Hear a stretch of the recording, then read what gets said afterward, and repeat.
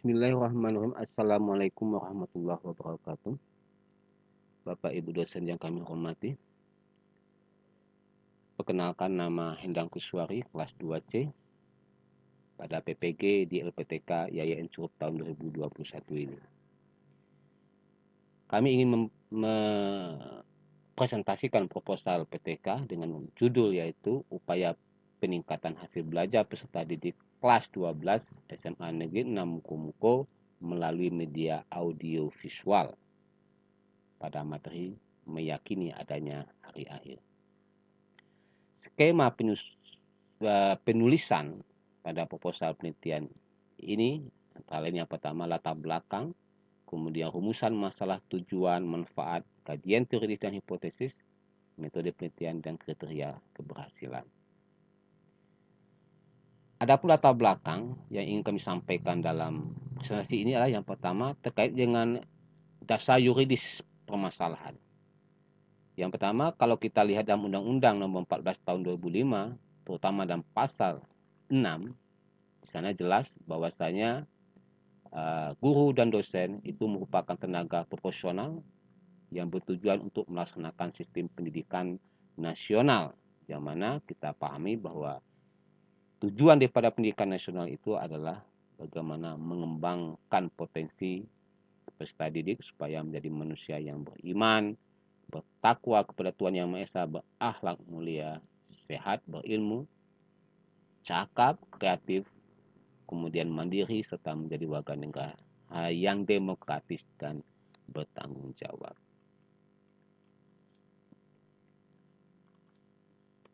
Kemudian yang menjadi latar belakang kedua dalam penelitian ini adanya dukungan secara teoritis, artinya adalah adanya penelitian sebelumnya, sehingga menjadi bahan referensi juga buat kami, seperti yang dilakukan oleh Ibu Sri Utami Bay SAG MPD pada tahun 2009, kemudian oleh Saudari Wida Budiarti pada tahun 2016-2017, yang semuanya menggunakan media audio visual.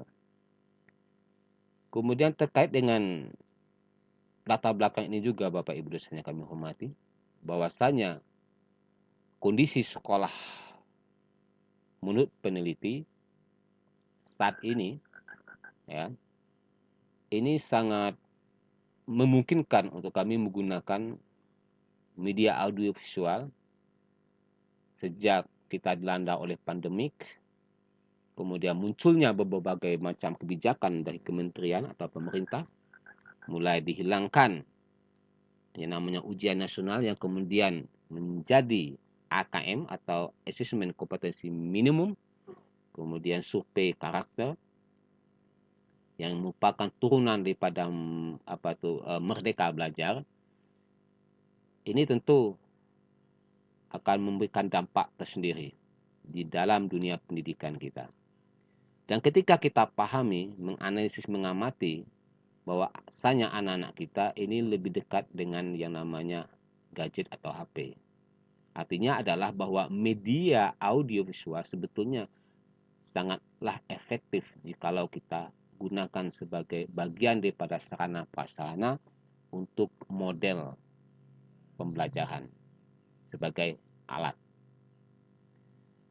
Dan ketika kita melihat pada umumnya, walaupun tak semua, ternyata banyak guru kita yang masih menggunakan model ceramah, yang mana ceramah itu kalau kita pahami anak kurang aktif tentunya, sehingga tugas kita sebagai guru, sebagai fasilitator dalam setiap pembelajaran itu nggak bisa berfungsi secara maksimal. Ini yang terjadi ketika saya mencoba mengamati kondisi sekolah kami, sehingga kemudian kami berusaha untuk melakukan penelitian bagaimana media audiovisual ini bisa digunakan sebagai alat ataupun sarana untuk pembelajaran. Sehingga PTK kami beri redaksi judul yaitu Upaya Peningkatan Hasil Belajar Peserta Didik kelas 12 SMA Negeri 6 Muko-Muko melalui media audio visual pada materi meyakini adanya hari akhir. Di samping latar belakang dan berawal dari itu juga maka kemudian penulis membuat rumusan masalah. Yang pertama, faktor apa saja sebenarnya yang mempengaruhi peningkatan hasil belajar siswa. Kemudian bagaimana pengaruh media audiovisual dalam upaya peningkatan hasil belajar siswa. Dan yang ketiga, media audiovisual seperti apa yang dapat meningkatkan hasil belajar siswa. Adapun tujuan dari penelitian ini, kami bagi menjadi dua, Bapak Ibu dosen yang kami hormati. Yang pertama, tujuan secara umum. Ya, secara umum penelitian ini bertujuan untuk memperbaiki ataupun meningkatkan kualitas proses PBM atau pembelajaran di kelas. Kemudian secara khusus bertujuan untuk mengetahui peningkatan hasil belajar peserta didik kelas 12 SMA di Namukum melalui media audiovisual pada materi meyakini adanya hari akhir. Itu tujuan, sementara manfaatnya kami bagi menjadi dua secara teoritis dan praktis. Yang penulis maksud dengan manfaat teoritis adalah yaitu manfaat yang diharapkan dapat menambah khasanah keilmuan tentang model pembelajaran khususnya di PAI-BP atau Pendidikan Agama Islam Budi Pekerti, terutama terkait dengan kualitas pendidikan melalui media audiovisual secara optimal, dan diharapkan hasil penelitian ini pun dapat menjadi referensi untuk peneliti berikutnya. Sementara secara praktis itu kami bagi menjadi tiga, yaitu untuk peneliti, siswa, dan pihak sekolah. Untuk peneliti sendiri, mudah-mudahan dapat menambah ilmu pengetahuan, pengalaman, dan wawasan, terutama terkait dengan model ataupun teknik dalam PBM di sekolah. Sementara untuk siswa, diharapkan dapat menyadari pentingnya penggunaan media audiovisual sebagai media pembelajaran sehingga dapat meningkatkan hasil belajar mereka. Sementara untuk pihak sekolah, maksud kami adalah agar dapat mensosialisasikan hasil penelitian ini kepada guru yang ada di sekolah dalam bentuk kegiatan yang dapat meningkatkan proses belajar. Sementara yang keempat, itu untuk guru sendiri, diharapkan dapat memberikan kreasi baru dalam PBM mereka sehingga tidak menonton pada satu model pembelajaran. Sementara dalam kajian teoritis dan hipotesis, ini penulis bagi beberapa item terkait dengan kajian teoritis. Yang pertama, kajian teoritis tentang belajar itu sendiri, yang mana belajar merupakan proses yang kompleks. Kemudian dalam kegiatan belajar itu tentu ada hasil. Dan dalam kajian teoritis ini kami pun mencantumkan beberapa faktor yang dapat mempengaruhi hasil belajar, baik itu internal, eksternal, termasuk faktor pendekatan belajar. Kemudian pengukuran hasil belajar, evaluasi formatif, dan berupa evaluasi sumatif. Dan dalam kajian teoritis ini juga, penulis menyantumkan terkait penjelasan tentang media audiovisual, termasuk melampirkan, menjelaskan beberapa hal terkait dengan hari akhir. Bapak Ibu dosen yang kami hormati, setelah kajian teoritis kami uraikan dalam materi, di dalam proposal ini, ada yang kedua, yaitu hipotesis tindakan. Yang penulis maksud daripada hipotesis tindakan ini adalah bagian-bagian yang harus diartikan sebagai suatu jawaban yang bersifat sementara karena dia hipotesis. Ya, halaman sebelumnya, ya, hipotesis tindakan ini maksud penulis adalah jawaban yang bersifat sementara terkait permasalahan yang penulis teliti sampai terbukti melalui data yang terkumpul. tentu berdasarkan kajian teori dan kerangka konseptual yang telah diuraikan di atas yang ada dalam proposal kami. Maka peneliti berkeyakinan bahwa dengan melalui media audiovisual, hasil belajar siswa pada materi khususnya meyakini adanya hari akhir akan meningkat. Tetapi itu baru sebatas hipotesis tindakan. Kemudian ada pun metode penelitian yang penulis lakukan adalah bersifat kuantitatif. Di dalam metode ini, penulis cantumkan yang pertama rancangan penelitian, kemudian variabel dan definisi operasional variabel, yang mana penulis menggunakan dua variabel, yaitu variabel bebas dan variabel terikat. Bapak Ibu dosen yang kami hormati, karena penulis menggunakan pendekatan kuantitatif, artinya adalah pendekatan ini pendekatan yang menekankan kepada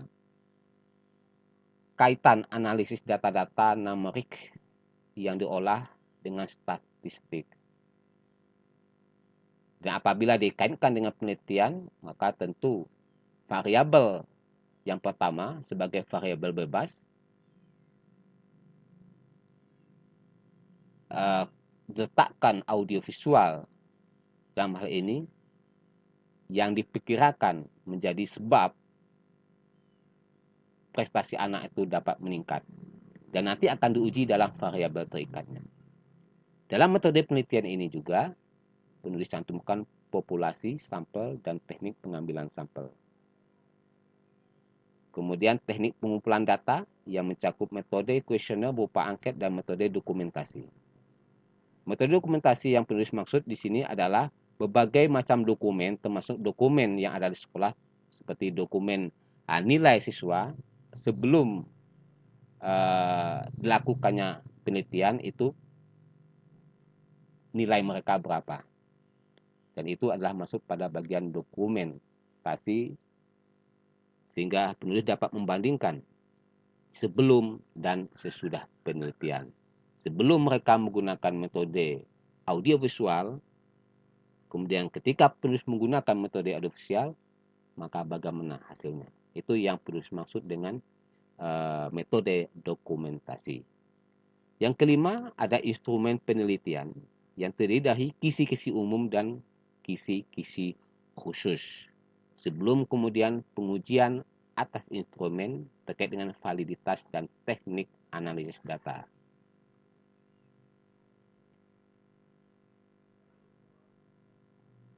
Selanjutnya adalah kriteria keberhasilan tindakan. Bapak Ibu dosen yang kami hormati, bahwa terkait dengan kriteria keberhasilan tindakan dalam penelitian ini, penulis cantumkan menjadi dua secara garis besar. Yang pertama adalah secara kualitatif. Artinya, kriteria keberhasilan atas penelitian ini secara kualitatif, dan secara kualitatifnya bagaimana dan secara kuantitatifnya bagaimana. Untuk kualitatif sendiri, maksud penulis adalah ini berfungsi untuk memberikan makna terhadap peningkatan motivasi belajar siswa dalam pembelajaran tematik yang integratif. Karena kita tematif, bagaimana kemudian keberhasilan itu bisa bersifat integratif. Tentu ditandai dengan adanya partisipasi aktif siswa dalam pembelajaran, kemudian adanya teknik reward misalnya, termasuk integratif sebagai penghargaan atas hasil kerja siswa itu sendiri. Sementara secara kuantitatif yang penulis masukkan di dalam keberhasilan tindakan adalah untuk memberikan makna terhadap peningkatan motivasi belajar siswa dalam pembelajaran, yang ditandai dengan meningkatnya presentase pada skala belajar siswa yang mencapai KKM, tuntas KKM. Karena di PAI BP sendiri untuk kelas 3 itu 75 KKM-nya, maka secara kuantitatif di atas 75. Inilah salah satu bentuk keberhasilan dalam tindakan. Setelah terakhir adalah data pustaka. Bapak Ibu dosen yang kami hormati, itulah presentasi proposal kami terkait dengan upaya peningkatan hasil belajar peserta didik kelas 12 SMA 6 Muko-Muko melalui media audio visual pada materi meyakini adanya hari-hari. Mohon maaf atas segala salah, atas segala kurang. Semoga sehat selalu. Fastabiqul khairat. Assalamualaikum warahmatullahi wabarakatuh.